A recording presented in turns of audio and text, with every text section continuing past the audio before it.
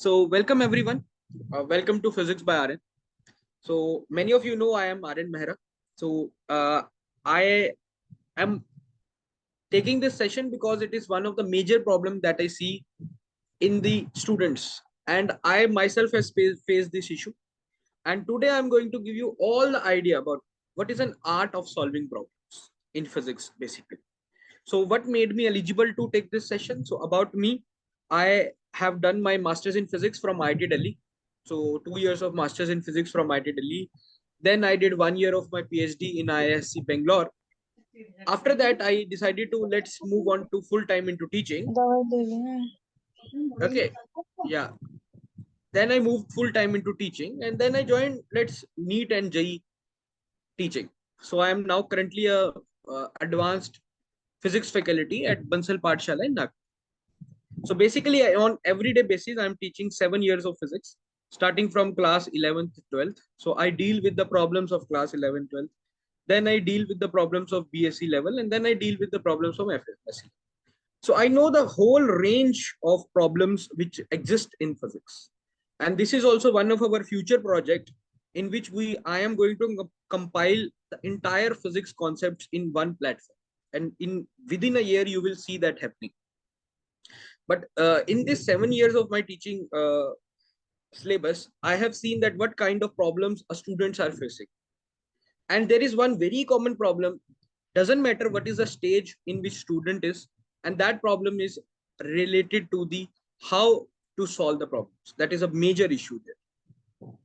So other than that, I am a founder of Physics by Aaryan. From last 3 years, we are teaching JAM, GATE, NET, JEST exam. More than 25 students are already there in IITs.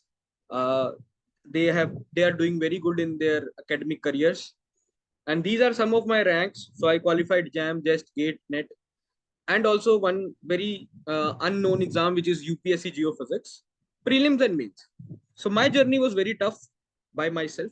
So I started from very zero level in physics, extremely zero level. Cannot even imagine from where I began. When I was in class 11th, I was at completely zero level in physics. And then slowly, I saw that the hard work a student has to go through in physics, and what are that key skills that you need to have in physics if you really want to achieve good success. So I am going to take you through that path, that from very basic level or zero level in physics to somewhere level where you can actually teach and where actually you can solve the tough problems by yourself. Okay, and within a minutes you can solve, not like you have a day to solve that problem. So that is the whole journey I'm going to flow through that. All the experiences I have concluded in this session. Okay, so I hope I have caught your attention. So these are the things which I hear on daily basis. As a teacher, as a student, these things used to come to my mind. As a teacher, I hear these things every day. Number one thing, you know the theory and formula. Sir, we have learned the theory. We know the formula. So if I ask you what is a formula for gravitational force, so you will say G m1 m2 by r. Everyone knows that. Second, sir, we have also done the basic questions from the book. So whatever the book you were reading, there were some solved problems in that book. You have done those basic problems. Or maybe you have done some more problems, which you have seen the solutions of that, and you know the solutions, you understood the solutions, and you have done the basic problems. So you know how the formula works. You know the theory, you know the formula, and you also have done the basic questions. You have made the notes. So many students have the notes, very good quality notes. All the formulas are there, and you have also revised the formulas. So these three things are done. So this is something an aspirants look for. Any aspirants, when try to learn the physics, they think, okay, these are the three very fundamental things I need to do. So if you're done with these three things, so basically what you know is how to swim, how you can swim.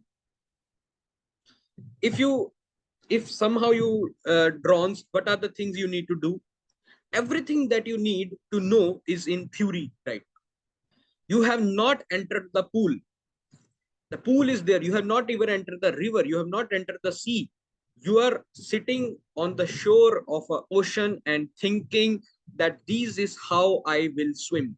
This is how I need to swim. You have your own imagination, but you do not know what the reality is. When you will going to get a good quality problems, that is the reality.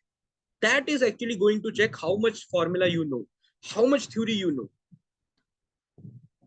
Then that is the situation where students miss out. And when they actually enters the pool is very, very different than the theory itself. And how to go through that theory basis to pool basis. Physics is a subject which is not like a history. If you have learned the theory, you can able to solve the problems. No, this is now how it works. And after you do three things, the very first question that students ask me, even the MSc, even the BSc and class 11, 12 student definitely ask me this, that when we see the new physics problem, we cannot solve it. We know we have done the three things. Theory is done, formula is done. We have read the book. We have done the basic questions. We have made the notes. We have revised the notes. But still, when the new questions comes, we are unable to solve it. And that is the key difference between a successful student in physics and someone who is struggling in physics. That is a key difference. Who can solve the problems will qualify the exam, will get into the good institute, will have the good career, will have the good placement opportunities and all of that. But who knows the theory but is unable to solve the problem is the person who is actually struggling in the field of physics. One after one, he or she is failing in the examinations, competitive examinations, course after course, he is purchasing this course, that course, lectures after lectures, YouTube channels after YouTube channels, teachers after teachers. No one is addressing the problem that, okay, how to end the year your this struggle. The struggle that where you are doing the hard work in theory of the physics, but you are still struggling to solve the new problems. How that struggle will end. A new teacher will come up with a new idea to teach, but you do not know to teach. You need to be a skillful player who can actually use that knowledge to solve the problem. And how to become that? Okay, how to become that? One major problem which every student quote me, this is a very good quote that actually explains that how much wrong idea we have about physics, how much we do not know anything about physics, and still we are in 5th or 6th year of our physics journey. That idea is, if I do not revise the physics, I am unable to solve most of the questions. Let's say today I just give you a random assignment on gravitation, which you last time when you learned was in class 11th. And today I give you a random assignment on gravitation. Out of 50 questions, you are not able to solve 35. Only 15 questions you are able to solve. The reason being, because the learning is flawed somewhere. You do not need much revision to solve maximum problems of physics.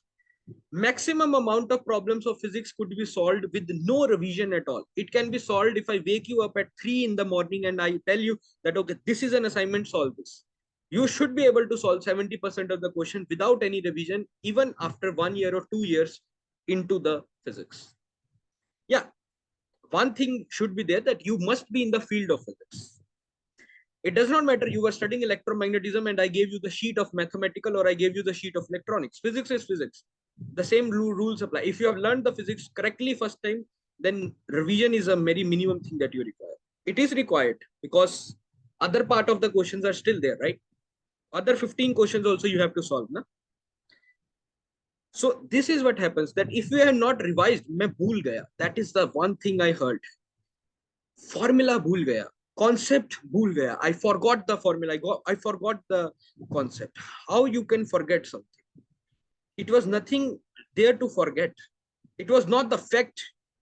It was not the fact. It was some vision. It was, you can never forget that sky is blue. Sky is blue is not a fact. It is a practical thing that you see around yourself. So the very fundamental starts wrong. The beginning of the fundamental of physics is wrong. And that is I learned after a long time. I learned this in a very hard way, that there is no such thing as learning physics. No one can learn physics. If someone is saying that I am learning physics, then best of luck to you. You are just, physics is a hobby for you, then you cannot make physics as a career. Then you are not a professional physicist, you are just a person who is curious in physics. So first decide, are you just studying physics because you are curious in physics? If yes, then please stop the lecture and there is no use of this session to you. Enjoy the physics, enjoy the terms, enjoy the lectures, that's it. But if you want to become a professional physicist who wants to earn the income from this field, then please understand there is no such thing as learning physics. Physics is all about ability to solve the problems or do the experiments. Only two things you can do: either solve the problems, solve the new numericals, solve the new questions which I am giving you, or do the experiments. That's it. These are the only two things physics is all about. Theory is very, or learning something is very small part of it. Newton three laws of Newton's can be learned in just half hour. But if you actually want to master the skill of using the Newton's third law, that will take a lifetime. So there is no thing as such as learning.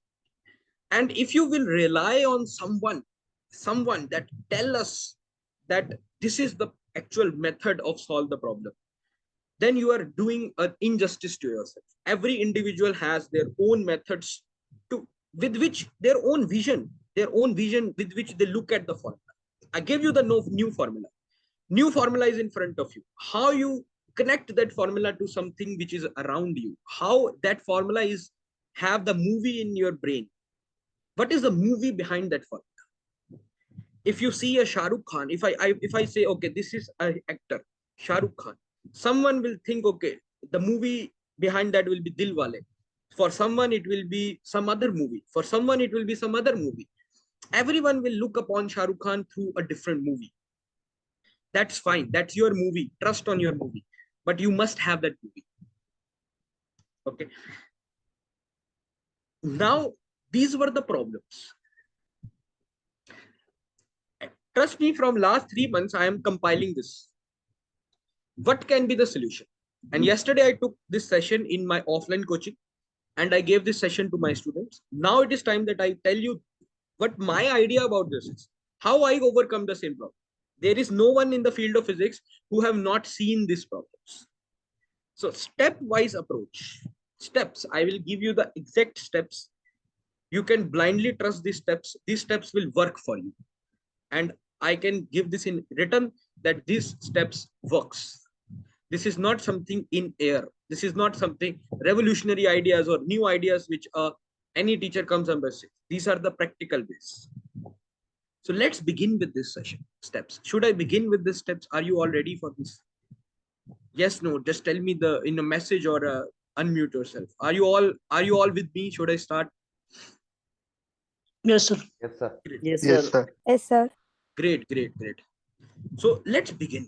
Number one step. Understand this. Let's take an example. You studied Gauss law. You saw the lectures of Gauss law. Now the first 25 questions of Gauss law are like very crucial for you. These are the deciding factors that how the Gauss law is going to be for you for next many years in your life. Is Gauss law your favorite topic, or is Gauss law the topic from where you fear, which is fearful topic for you? That will be decided by the first 25 questions.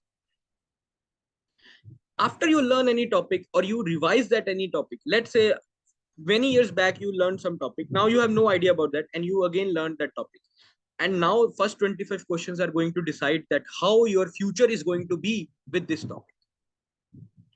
How is it that whenever you see the first 25 questions, understand the past, present, future of each question. First 25 questions, student treat it like this. What is the biggest mistake they do?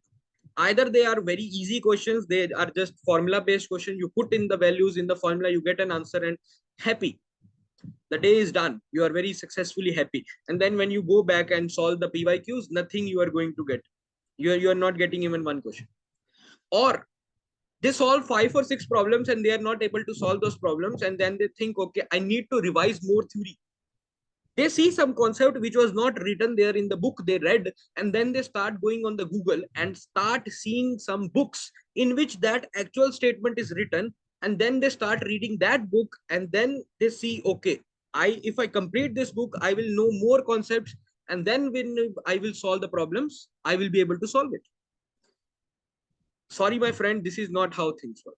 If you will just keep on reading on the books and books and the books, this will not work. So whenever you see that I am unable to solve the problem, It's good. First 25 questions you should not be able to solve. If you are able to solve first 25 questions, then either you are a god or you are fooling yourself with the easy questions. If I teach you how to swim for 1 year and I throw you in the pool, do you expect yourself to swim very nicely in the pool? Maybe you will save yourself from drowning, but you cannot swim very nicely. You have to have at least some hours of practice so that you can actually swim there. That is how physics works. No matter from which book you have read the theory, no matter from which teacher you have learned the theory, no matter how good you are in, how much good understanding you have of those problems, until unless you will sit down and solve the 25 very good quality questions, you are not going to get good in that topic. So first 25 questions, you should look at that this is the way of, of learning the physics, or not, I should not say learning, but executing the physics. Now I am actually executing. Okay, someone told me that there are 6 gears, 1 gear, 2 gear, 3 gear, reverse gear, so on. Now I am actually driving. So first 25 questions, understand the past. What do I mean by past? What are the basic concepts of class 11th and 12th that are being used in these questions? Is there anything from class 11th and 12th or my BSc which is coming in this question? What is a present? What I learned in the theory, how this question is connecting to that? And what is the future? Okay, this question is done. But what else can be asked from this same question? Let's say they have asked some very particular thing. Let's say they have asked to find the current through one resistor. Can they even ask to find the current through other resistor? And if yes, how can I do that? So past, present, future for first 25 questions. Take your time, go slow, go as slow as you want. But first 25 questions will decide that are you going to waste your time again and again on Gauss law, or is this the final time you are learning Gauss law? So if you want this to be final or the last time, understand the past, how it connects to 11, 12, understand the present, how it connects to the theory that you have just learned, understand the future. Think like an examiner. What else he can ask from this question? Can he ask the graph? Can he ask, can we give me any special case? That is the situation. These three things, if you know, go slow in first 25 questions and don't get a satisfaction through the solution or the answer. First 25 questions, you should not get okay, the answer to this question is option C. I am happy. I am getting answer C and move on to the next question. Wrong, my friend, wrong.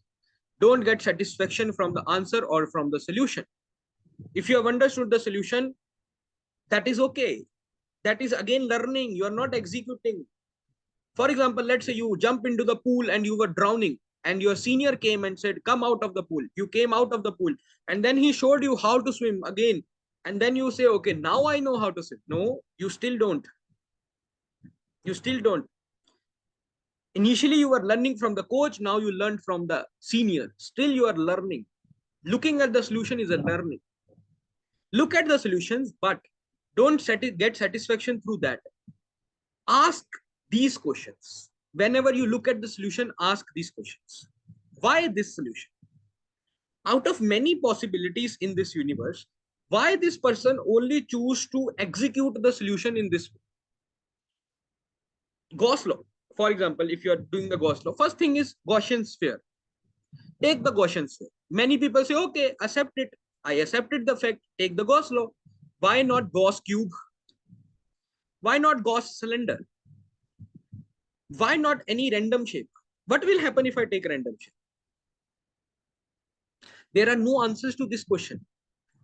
It is not like you in your mind this question came and you then immediately on the screen you will have that answer. You will look through that.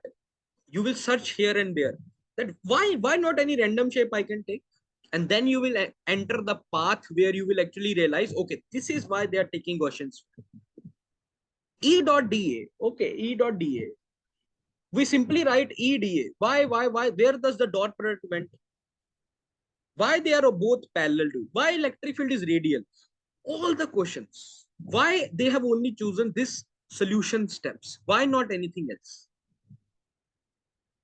If you ask this question and break the entire solution into part by part by part by part, Then you will actually see that, okay, now you have understood what is the solution. Now you actually know that how to execute. Second question that you need to ask to yourself or to the solution as such is this solution journal? Means, is this solution works in all the Gauss law problems? Or is this solution only works for this kind of Gauss law problems? Or is this solution is only specific to this problem? There are three kinds of solutions, my friend.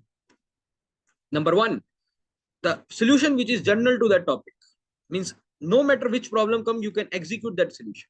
Second, there are some, for example, in Gauss law, you have spherical symmetry, cylindrical symmetry, and cubic symmetry. Cylindrical method would work in cylinder, cubical method will work in cube, and spherical method will work in spherical. So there are three sort of methods you need to learn. But this method will work for many problems. So this is a general method.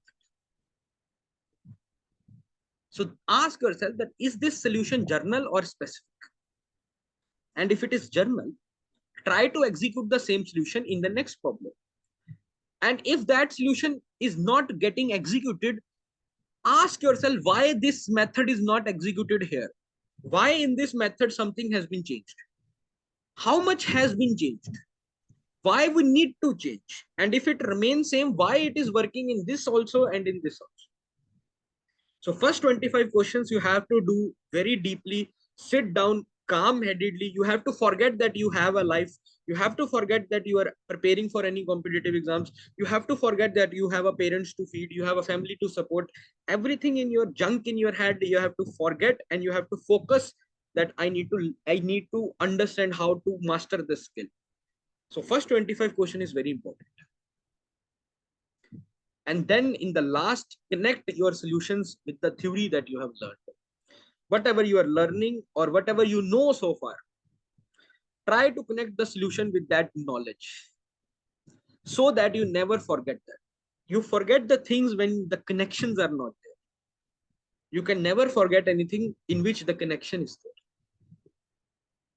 Let's say, and I can give a very practical example to you, and I will be very honest with you. Let's say you go to a mall, 100 of people pass by, you forget all of them. Why you forgot? Because there was no connection with you, of them with you. So you forgot all those people. Let's say in one of that, out of all those 100 people, one of them was your ex-lover. Will you ever forget that you met your ex-lover in this mall? Never, because you had the connection with that person. You may not say hi to them, but you will not forget. You will always remember that, yes, because the connection was there out of that entire crowd. So that is what happens.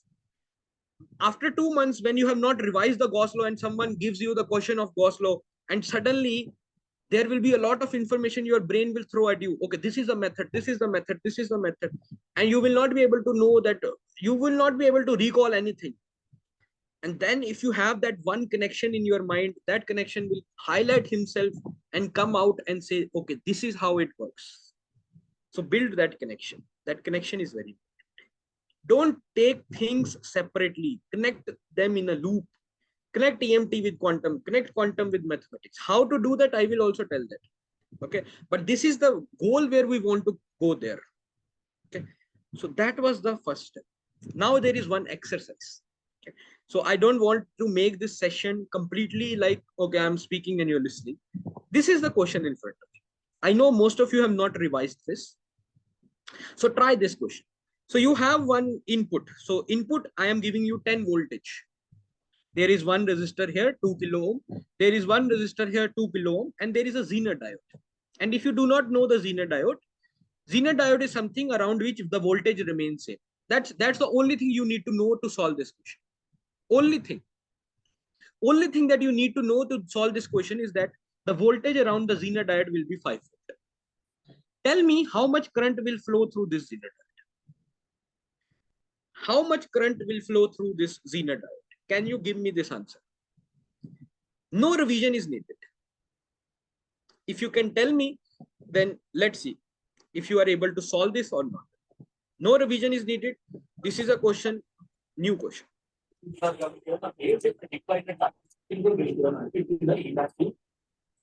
2 by 5 or 3 by 5?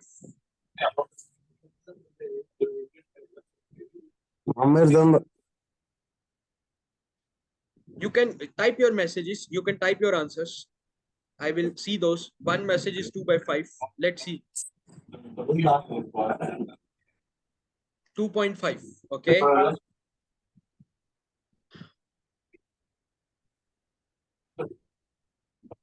Mm-hmm. 2.5 milliampere, which is correct answer. Which is correct answer.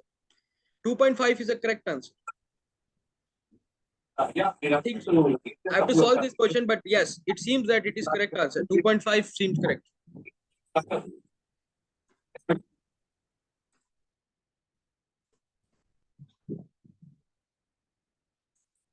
Yes, yes, it will be on YouTube later. Yes. Until unless we do not get any disturbance in between, it will be on YouTube. Okay, so let's see how to connect this question to past, present, future. Let's first see the present, our past. Past suggests class 12th.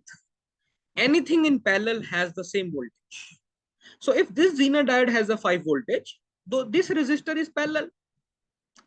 So this resistor will also have 5 volt. So if this Zener diode has 5 volt, then this resistor will also have 5 volt. So what is the current through this resistor? So we know the Ohm's law. I think everyone knows the Ohm's law, at least. This is also past. So the past says current is voltage by R. V equals to IR. Voltage around is 5 is 2. So you get 2.5 milliampere. So the current flowing through this resistor is 2.5. Now comes the one trick that you need to use, that is also past. So the total 10 volt current was coming, 10 volt voltage was coming, out of which 5 volt goes to the Zener diode. Then where is other 5 volt? 5 volt is around Zener diode, then where is other 5 volt? Other 5 volt is around here. So 5 volt is around, so when you go from here to here, 5 volt you waste here and another 5 volt you waste here. So if the voltage across this is also 5 volt, then what is the current here? The current here is also V by R. And voltage here also is 5 volt. Resistor here also is 2. And the answer is 2.5 milliampere. So the current here is 2.5 milliampere. Current here is also 2.5 milliampere. Then what is the current here? You are saying 2.5. Can anyone explain how is it 2.5 now?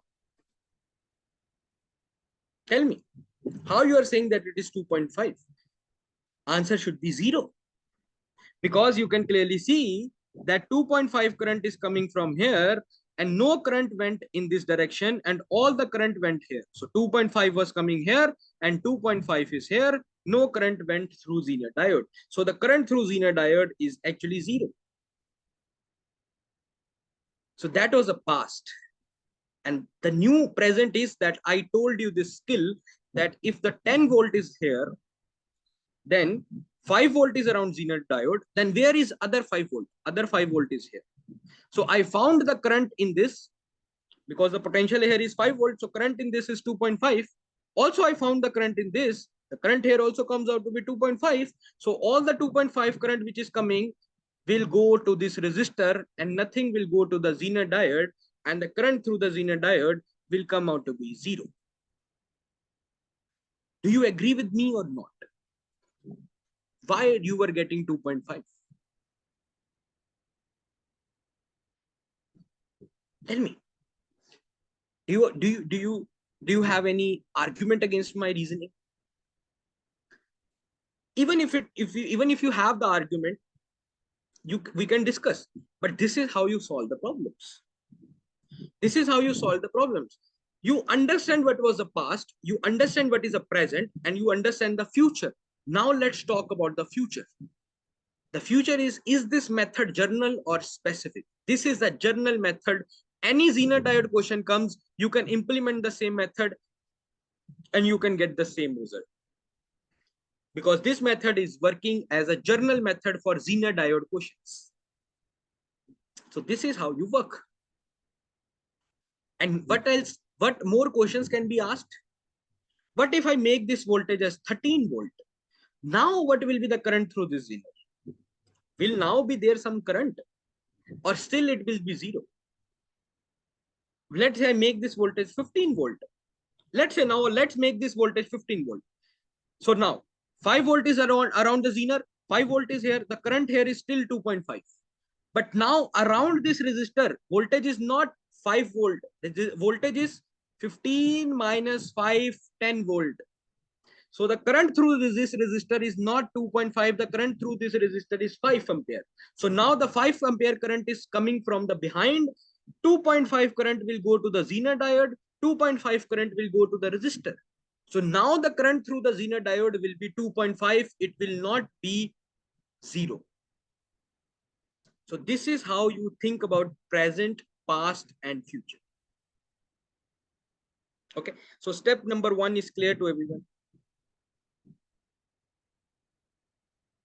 Sir, I have a doubt. Yeah. Sir, like in previous, no current was flowing in that example. Yeah. But 5 volt was still there around the diode, right, sir? So even if there is a voltage across something, not necessarily current will flow sometimes. Yeah. That's all, madam. Okay.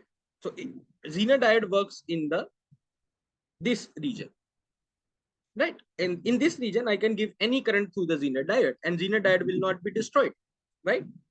So there is no restriction as such in flowing the current through zener diode. Okay. Okay. Let's see. So this was one of the exercise which I wanted to give you to actually explain you that how the things works out. Okay. So this was a step number 1. Now I want to move to the step number 2. If you all agree with me and are all ready for step 2, should I move to step 2? Step 1, Yes, everyone understood? Yeah. Should I move on with this? Let's go to the step number 2. So first step, we understand that first 25 questions are crucial.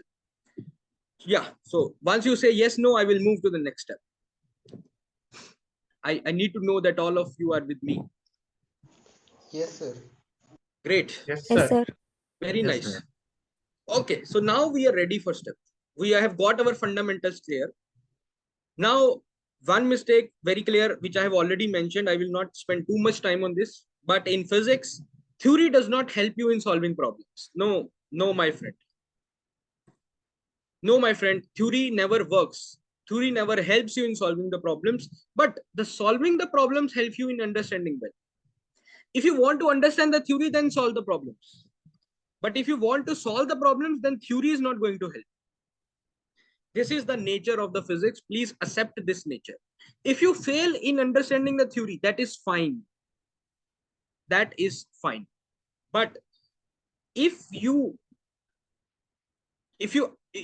then you can solve the problems and get the theory understood. But if you are actually not able to solve the problems, that is where you need to work on. Then only you will actually become a professional physicist. Knowing many facts in physics is not important. Okay. So after theory, first 25 questions, you just attempt to understand the questions. 25 questions I will do to understand that, okay, this is how the questions are happening. And these 25 questions, remember my friend, should not be easy ones. Choose the hard problems and learn. Choose the oceans. If you know how to swim in the oceans, you will become an Olympic medalist in the swimming pool.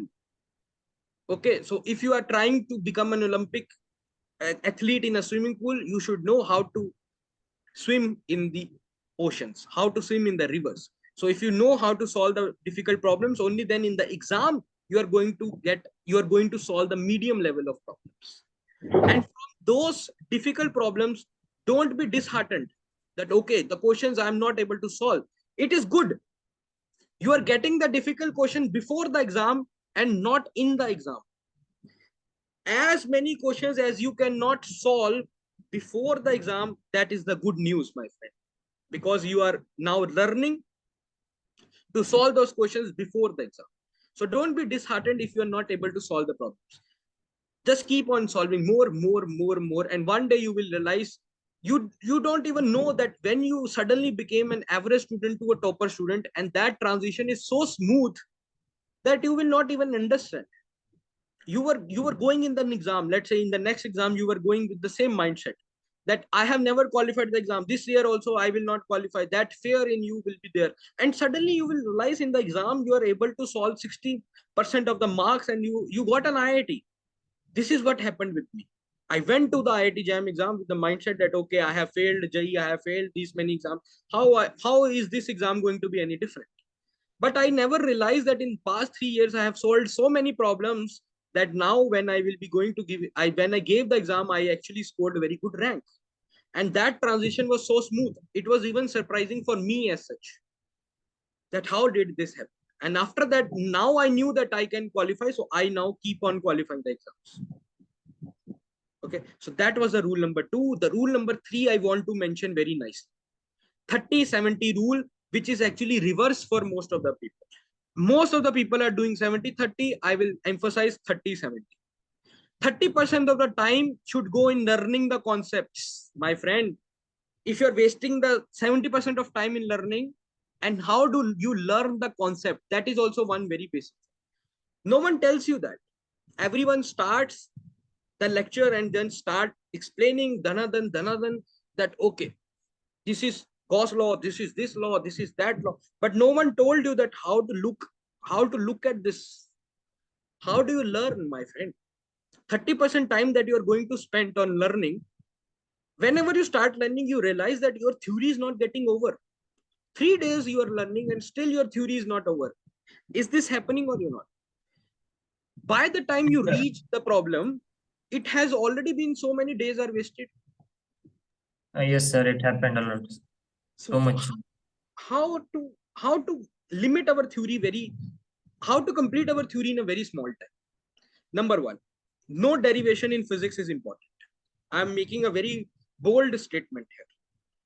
And I'm doing it very sensibly and responsibly, that no derivation in physics is important.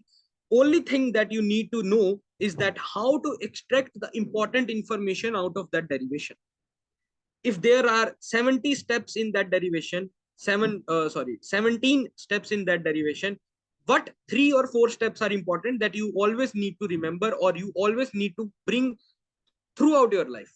Rest, no derivation is important in physics. Whenever you see a derivation, try to evaluate that, okay, this is step, this is step, this is step, but this is the important assumptions.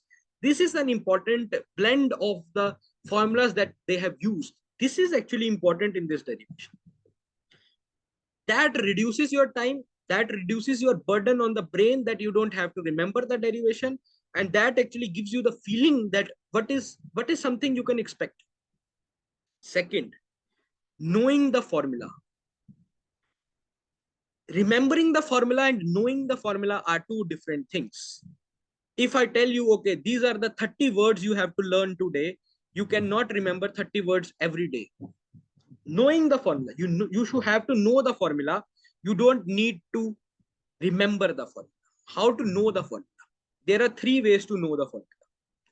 If you follow these 3 steps, 3 methods, you are never going to forget any formula in your life. Never. Number 1, can you graph that formula? If I give you any formula, anything, any equation, can you graph it out? Let's say I give you this formula. Everyone knows this formula. Everyone. Mass of the moving bodies with the speed of light. But if I ask you, do this, plot this, mass versus velocity, can you do it or not? If you can do, it means you know the formula. Yes, sir. If you can do, then you know the formula. Can you completely label the graph? If yes, then you know the formula, you can move on. Second thing, do you know the dependence? Let's say I do not give you the formula. And I just ask you, how does the mass depend upon velocity? How does? Is it increasing? Is it decreasing? If it is increasing, it is linearly increasing, it is exponentially increasing, it is parabolically increasing. Do you know the dependence? How the slope of the graph will change if I change my electron with the proton? Initially, I had the electron, now I have the proton.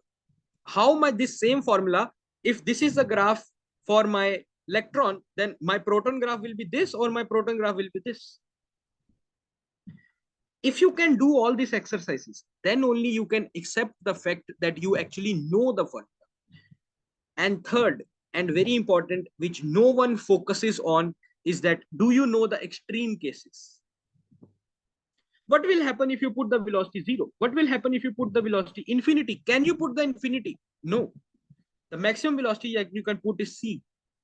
So what are the extreme cases? What happens on the extreme cases? On the left extreme and on the right extreme. So always whenever you see the new formula, do these three things, or let's say one more thing which I want to add, which is special cases. What are the special cases of this one? Velocity is parallel, velocity is perpendicular, so many things you have heard in physics. These are the 4 steps. If you know, then only you can actually come and say that, sir, I know this one. If you know the formula, then you're never going to forget it. Because let's say even if you forget this formula, when the question comes from this, your mind will say, oh, my friend, mass is increasing with velocity, and that is what is happening here, and it is decreasing parabolically. So then one by one that formula will start building itself in the exam. That is how you never forget the formula, because now you know the formula. Okay. For example, again, one exercise, very simple exercise. Please give me right answer this time. This is the Ohm's law. I hope everyone understood this. I think in this meeting, no one should be there who do not know Ohm's law. Voltage equals to current into R. Looking at this formula, if I double the voltage, let's say I double the voltage, how much my resistance will change? Sir, why would it change, sir? Won't the current just become double? Resistance will not change, right? Remember class 11th. Remember, this was an easy question again. Sir, I also, sorry, sir, sorry to interrupt, but is this also practical in interviews? Like in interviews, if we don't read all these theories and all, is it still okay for us for ICTS, TIF, or interviews? But what can you repeat? If you don't know, like for interviews like ICTS, TIF, and if we don't read, if we don't find these derivations, read books and all. Perfect. They never ask you derivation. They ask you the important points in the derivation. Okay, and it is perfectly fine to say that I do not remember, because anything that you don't remember, they perfectly finds it acceptable. They only want to check you on the information that you know, right? So if you have never read anything, you can just simply say, sir, I have not read it. They are not checking your knowledge here. They are checking you how much you know on the things that you have actually saying by yourself. Okay. So this formula, we all remember that from our class 12th, that voltage depends upon current. So if voltage increases, current increases. So if I remove this proportionality constant, I'm going to get resistance. So my resistance is voltage by current. If voltage increases, current increases, the resistance remains same. Resistance depends upon the properties of the material. It does not depend upon the voltage, or it does not depend upon the current. But unfortunately, my friends, this was the easy thing. But unfortunately, what happens is we make these silly mistakes. For example, in case of susceptibility, there was one question in the GATE examination in which they actually asked you that how the susceptibility will change with the electric field. And the result was there will be no change. But the students remembered this formula that, okay, polarization is equals to susceptibility into electric field. So susceptibility depends inversely on electric field. So if I increase the electric field, my susceptibility will reduce. But the actual answer was susceptibility does not depend upon P or E, just like the Ohm's law. So even though we remember the formula, we do not actually know the formula. That happens with me as well. But one by one, I finished all, I started becoming all the friends with all the formulas that I came across. So become the friends with the formula. For example, how do you become the friends? For example, I give you the graph. This is an interference pattern graph. Many of you have seen this graph. Interference of light. You see this graph. This is a screen. This is the center of the screen. This is positive side of the screen. This is the negative side of the screen. I is the intensity. Everyone knows this graph. But if I ask you that what is an equation? What is the formula between I and X through which this graph has been made? Sin x by x or some sin x by x into some constant. Sin x by x is one thing. Can it be cos square x by x? These are the questions. Sin 2 theta by theta, all these things. I know many of you know the answer, but the question the idea that I'm poking in your mind actually is that you have to start building this information if it is not, even if it is not written in the book. If it is not written in the book that this is the formula which is used to graph it, then you have to ask by yourself that what is the formula through which this graph has been made. Sometimes in physics, they only give you the graph, but they never give you an equation which is actually used to make the graph. So that is the second question. And the third, which is very simplest case, is let's say I give you this formula. You have to ask yourself, what are the two extreme conditions? So velocity can either be 0 or velocity can either be equals to c. So these are the two extremes. What happens if velocity is 0 and what happens if velocity is c? So ask these three kind of questions to yourself. And if you do it, soon you will realize that you are never able to forget the formulas. Okay. So any theory that you are learning must be very critical. It should be learned critically, questionably. You should be able to ask the questions to that theory.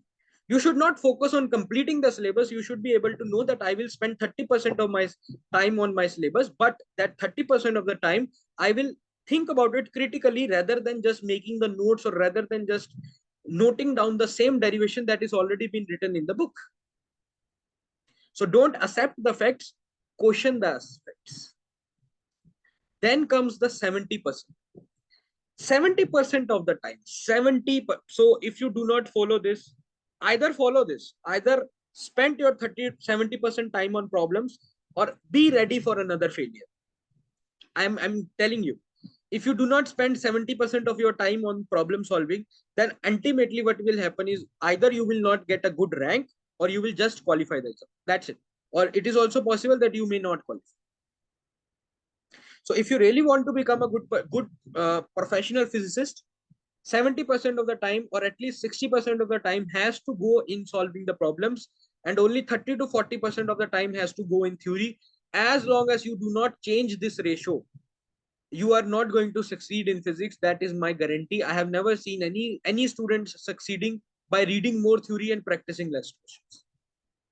Ultimately, you have to enter into the pool where you actually stops yourself from reading more theory and actually enters the pool of the problems. Okay, nice, good. Now let's come to the sequence of problem solving. So once we decide that problem solving is important, what is the sequence that I need to follow? So once you read the theory, solve 5 to 10 examples. Every book has 5 to 10 examples. So do those 5 to 10 examples. If the book don't have that examples, just move on. Doesn't matter. Once you do those 5 to 10 examples and focus on the thing that how the formula is being used. That's it. Nothing more. And then come to the 25 good quality questions. That how do you solve those 25 questions? So number 1, read theory. Number 2 step, come to those 25 questions. These 25 questions can be PYQs as well. So any exam you are preparing for, you can add the PYQs of that exam. So these 25 questions can perfectly be PYQs. No problem in that. And whenever you find any question or you solve any question, first thing that you, or the last thing that you have to do is there any simpler way to do it? Whatever solution you are seeing is fine, but can you do this question in a simpler manner? That's another thing. And once you do this, then comes the very crucial step, that is test yourself. If you do not test yourself, then you are fooling yourself. So always remember that once you are confident or you have done 25 questions, you have to do the quiz. And always give the quiz which have the solutions. Okay. So never give the random quizzes which do not have the solution. Because if you don't have the solutions, who is going to come and solve your doubts? So always have those quizzes which have the solutions. So that once your quiz is done, you can actually look at the solution. You can look at your mistakes that you have made. And always remember, try to score between 50 to 60%. Why the quiz is important? Because quiz teaches you that how to leave the questions. It does not teach you how to do the questions. There are 100 questions in an exam. It will actually teach you that how to leave the questions which you don't know, and how to save the time and do the questions which you actually know. So just leave the questions that you don't know. And leaving is an art. In test, how you leave the questions, that is an art. And then how you use that time to do the questions that you were actually confident about. So that is something you learn from the quiz. And then always try to score between 50 to 60%. If you are consistently scoring in all the topics 50 to 60% marks, your final rank is going to be under 100, under 200. That is the kind of rank you're going to get. And once you get a result, analyze the mistakes. What mistake I made? What were the questions that I didn't knew? How can I improve it? What was the new concepts I am learning in this? All of that. Proper analysis, and that analysis should be noted down, reported. You have to write a report to yourself that in this quiz, I made these mistakes. That was a new question I learned. That was a question I knew and I implemented that. And this is my marks. And sign that report. Be responsible for that score. Okay. So that is how you give the 3 steps of solving the problems. Solved examples of book, 25 questions. And in the last quiz, if you do these 3 steps, your problem practice is done. And then I will say, once you start doing this for 2 to 3 topics, you will start getting bored. Happens. It's a journey of 1 year, 2 year, 3 year, 4 years. It's not a journey of 1, 2, 3 days. You get bored. How to remove the boredom? Revision. Always revise with the problems. Whenever you are revising, revise with the problems. Let's say someone is done with the syllabus and he wants or she wants to revise it. Always revise it with the problems. Always revise it with the questions. Never revise it by revising your notes. That is the waste of your time. Revision of the notes is not required. If you want a good revision, solve some new questions and see how much you remember, how much you do not remember, and what you don't remember. Go to the notes and remember that. And that is the proper actually method to actually revise any syllabus, because revision becomes much easier and much more interesting if you are doing it through the mode of problem solving rather than just looking up or mugging up your notes again. And this is my personal suggestion, and this has worked actually. Variety is very important. What I see is actually the students, they are just one-sidedly moving. If they are preparing for GATE exam, they are just keep preparing for GATE. They keep on preparing for net. That same syllabus they keep on repeating. If you really want to become a good physics professional or you want to achieve a good ranks, sometimes open JEE problems randomly. JEE mains problems. On some day when you are not feeling like studying, don't study your syllabus. Just open the JEE mains problems. Solve some JEE mains problems. Solve some JEE advanced problems. Solve some NEET problems, solve some GRE problems, random exam problems. Either other say problems, take the problems and solve them. That quality or that variety will actually make your mind even more open. That will bring you back to the path of preparation, and the boredom that you are getting from studying your syllabus again and again will be gone. So if you do these things, if you insert the variety in your question, no, you don't know when it's going to come helpful to you. Let's say tomorrow you get an interview call from a coaching institute and they are paying you very nicely, and then you have to give an interview, and these problems that you solved may come helpful. So always have some variety in your character as well as in your preparation. And I'm not saying do this every day or every week. Whenever you don't feel like studying, you are tired, okay, just sit down, open what is JEE 2023 paper and see how many questions you can solve. That's it. A simple task. No revision is needed, no syllabus study is needed. Just you need to check it. No? Done. And you will enjoy that. You will actually see that you are enjoying that process. You are becoming a better and better physicist every day. That is the same. Open the physics Olympiad questions. Start solving. Physics Olympiad questions are a little tough, but anyway, you can open them. Okay, or any magazine, physics magazines. open those questions and do 10 or 20 questions and then go to sleep. But those 10 to 20 questions will actually make you a very better person in physics. Okay. And the last and the 4 more steps, no more steps after that. Last step that I want to focus on is foundation. If your foundation is weak, if you start teaching swimming to class, 1 year old person, 1 year old baby, and you say, okay, let's teach how to drive to 1 year old baby. He don't have foundation for that. How, no matter how good the teacher is, no matter how good the learning methods is, if he does not have the good foundation, how is going to learn drive? How a 1 year person can learn drive? So foundation is very important. Basic tools like spherical polar coordinate system, cylindrical polar coordinate system, Dirac delta functions, integrations, differentiation, okay, how to do the surface integrations, how to do the vector integration, how to do the dot product, cross product. And if your foundations are not good, you already know free foundation physics lectures are already available. Free foundation physics lectures are available. You can download our app, you can download on the website, you can go to YouTube. These lectures, whatever you need to know in the physics that will actually help you in competitive exams, are freely available. You can just go and watch these lectures anytime. There are good assignments available as well. So if you think your foundation is not good, just go and do this foundation course. Okay, but having the good foundation is very important, my friend. Many people just get motivated and start working and they do not realize that their foundation is weak. They do not know how to deal with spherical polar coordinate system and they are solving the problems of electromagnetism. How they can solve without knowing the spherical polar coordinate system? Until unless you know the foundational steps. So whenever you realize that something is missing in your foundation, go and fill that gap. Okay. So whenever you think some question you were trying to understand and you were unable to solve that, at that moment, stop yourself and then just go back and fill that gap of foundation. If you do that, perfect. One day you will actually get a very good rank. So these were the 7 fundamental steps. If you follow these 7 fundamental steps, within a month, your improvement in physics you can see.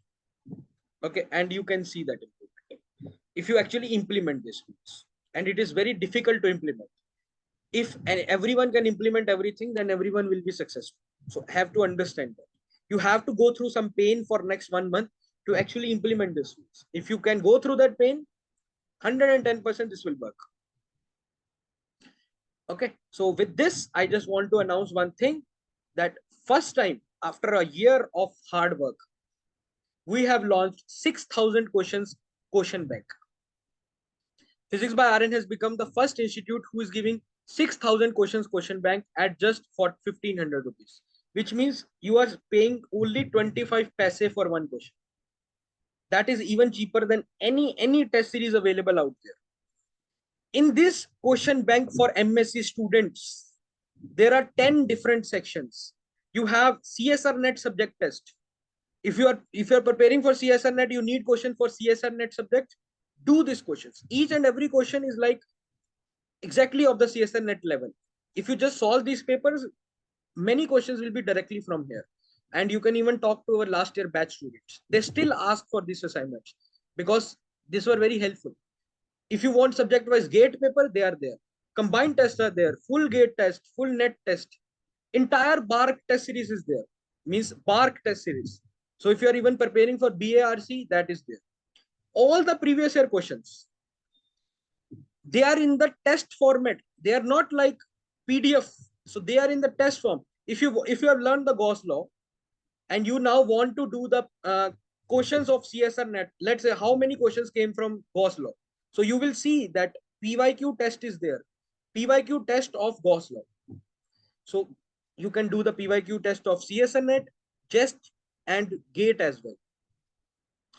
So these total are more than 6,000 questions.